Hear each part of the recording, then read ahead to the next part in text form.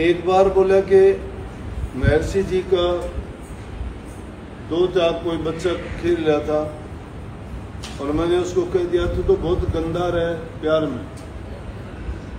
मेरा महर्षि जी आके और कहने लगे, बोले फकीर खबरदार अगर आइंदा के लिए बच्चे को ऐसा बोले। मैंने अपनी जिंदगी में किसी को बुरा नहीं बोला। बोला मेरा एक लड़का है,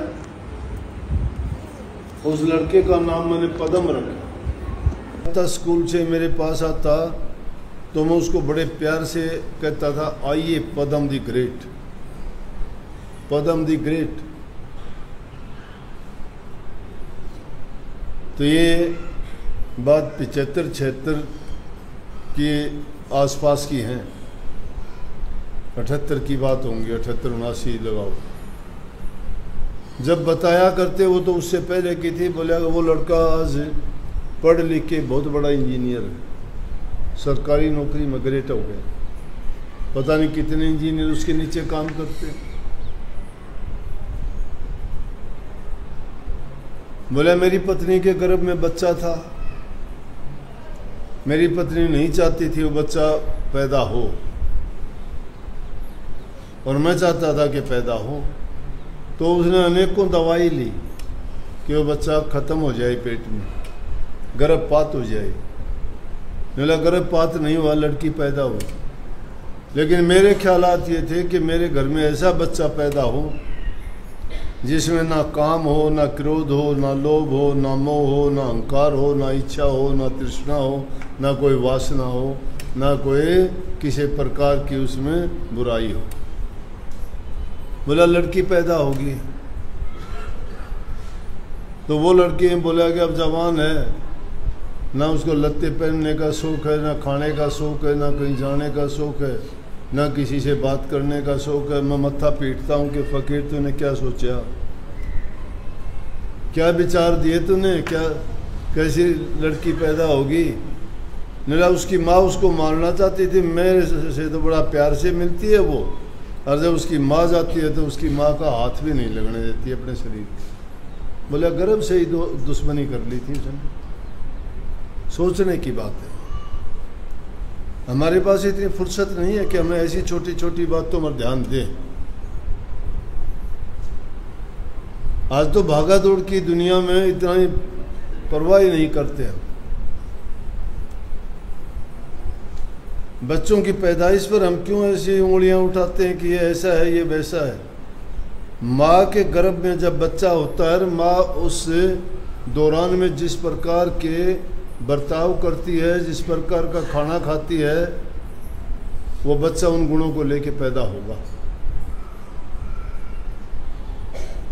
अगर उस दौरान वो अपने हंसी खुशी, अच्छा माहौल, अच्छा वक्त मिलता है। राजे महाराजे रानियों के जिस दिन से वो गर्भवती होती थी उस दिन से दासी छोड़ दी जाती थी। उनके 4 नौकरानी होती थी, उसके बजाय 20 कर देते थे। उसको किसी प्रकार की किसी चीज़ की कमी नहीं होने देते। राजकुमार पैदा होते थे, लड़की होती राजकुमारी पैदा होती थी। आज तक किसी राजा के तुमने पैदा होया देखा कि कोई पागल पैदा होया हो, कोई बहरा पैदा होया हो, कोई लूला लंगड़ा पैदा हुआ हो?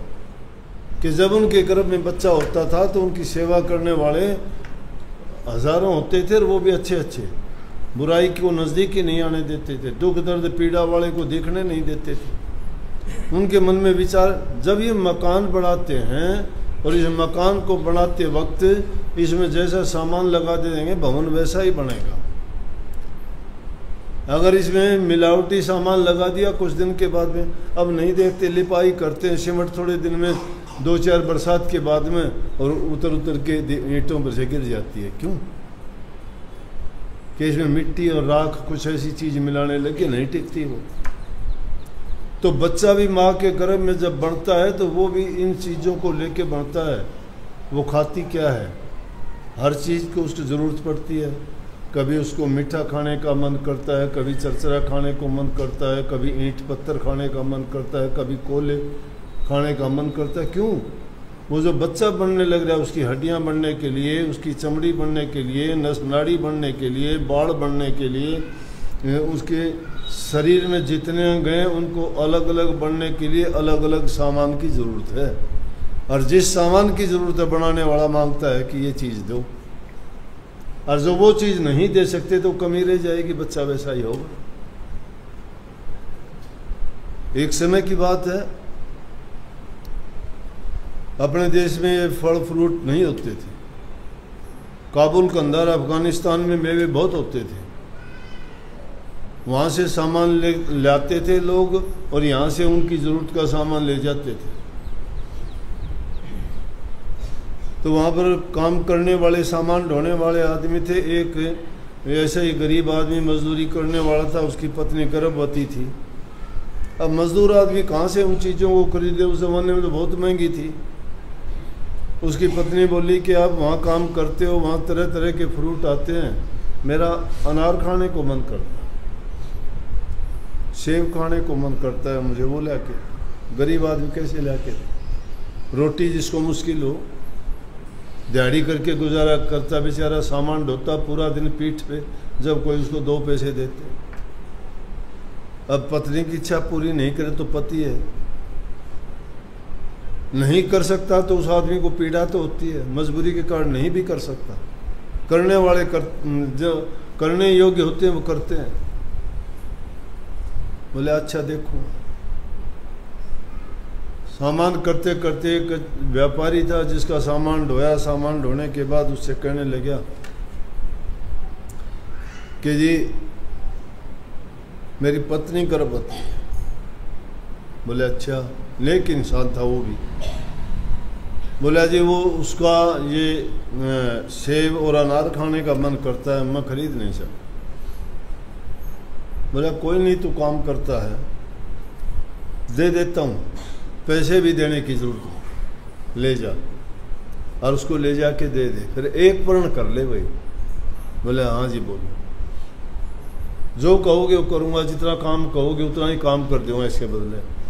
लो लाला कोई काम नहीं करना, कोई इसके मैंने पैसे नहीं लेने तेरे से। जब ये तेरी घरवाली को लड़का हो और वो बड़ा हो के बहुत बड़ा अफसर बनाएगा, तो तू ये वचन दे मुझे कि वो जब यहाँ अफसर लग के आए तो टैक्स माफ करवा। और वो बात सत्य हो। उसके गर्भ से लड़का पैदा हुआ, पढ़ लिख के बड़ा पढ़ाई की उसने। क्यों? बात कहने को आप भी सुन लेते हो, कहने को बहुत कह देते, किताबों में बहुत लिखी पड़ी है।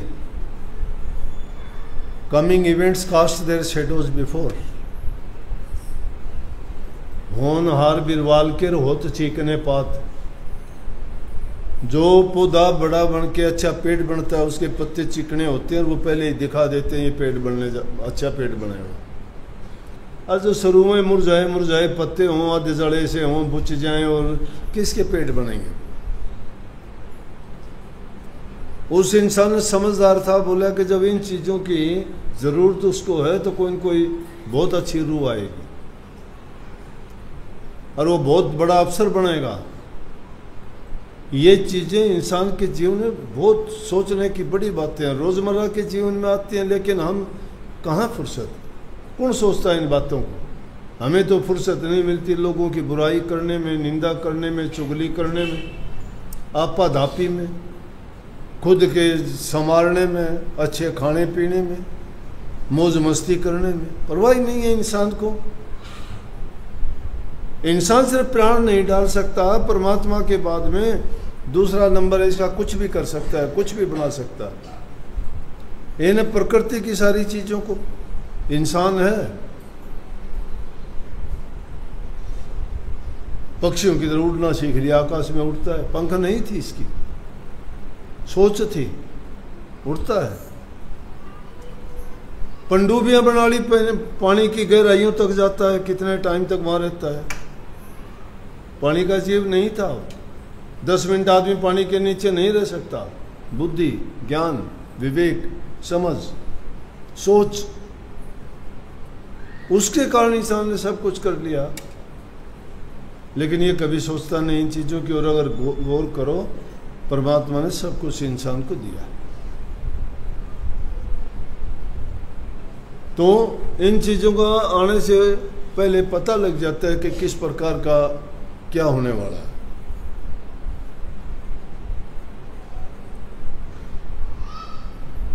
तो बच्चों को अच्छी शिक्षा दोगे ना, वैसे बच्चा बन जाएगा। तुम बनाओ उसको।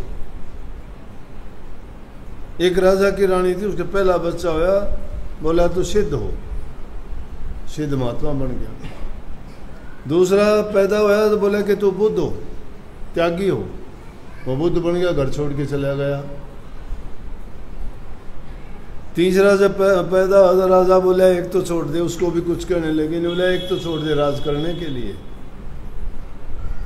कहने का मतलब जो तुम बनाना चाहते हो बनेगा बच्चा। तुम बच्चों के प्रति उदासीन हो, केयरलेस हो, बच्चों की देखभाल ही नहीं करते, फिर आके शिकायत करते मेरा बच्चा बिगड़ गया। बच्चा तुमने बिगाड़ा।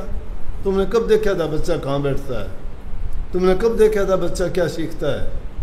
तुमने कब देखा था बच्चे में कौन सी बुरी आदत आ गई है? बच्चे का क्या दोष है? उदासीन तुम हो, तुम्हें अपने कामों से फुर्सत नहीं है। बच्चे को अगर अच्छा बनाओगे, बच्चा तो कैसा भी बना दो, उसके लिए दूसरों को सौंप दोगे। तुम बना,